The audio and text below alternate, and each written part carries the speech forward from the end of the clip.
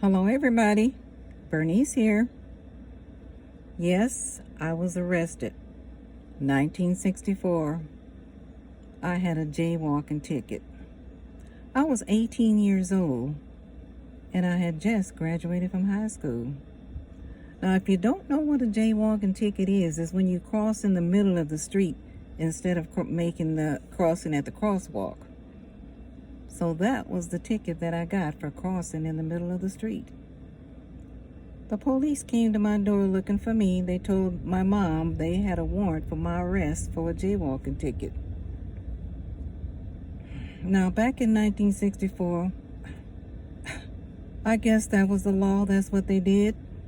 They didn't have enough crime to go and look for other criminals, so they boiled it down to jaywalking tickets. Now, these days, I don't know if they give out a warrant for a jaywalking ticket, but that's what happened to me. That was one of my experiences that I had growing up. This is one I'm sharing with you guys. They took me to jail. I was there for about 6 or 7 hours.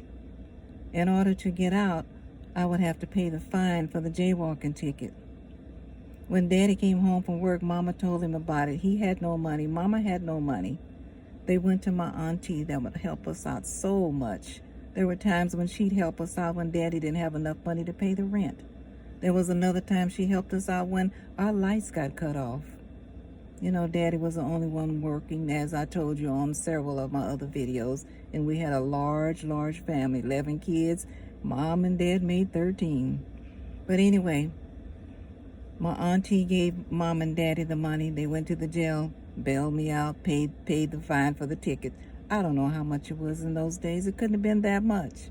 But the thing about it, when I think about it, it was such a petty thing to go knocking on somebody's door looking for them, to arrest them for a warrant for a jaywalking ticket.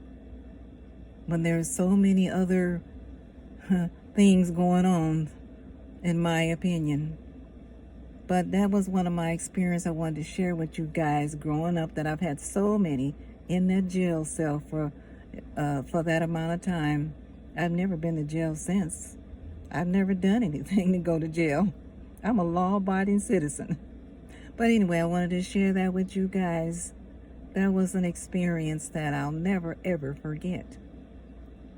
Let me know if you have an experience like that, or you know anyone that's had something similar. Tell me about it. I'd like to know. Until I come back with another story, God bless us all. Bye-bye.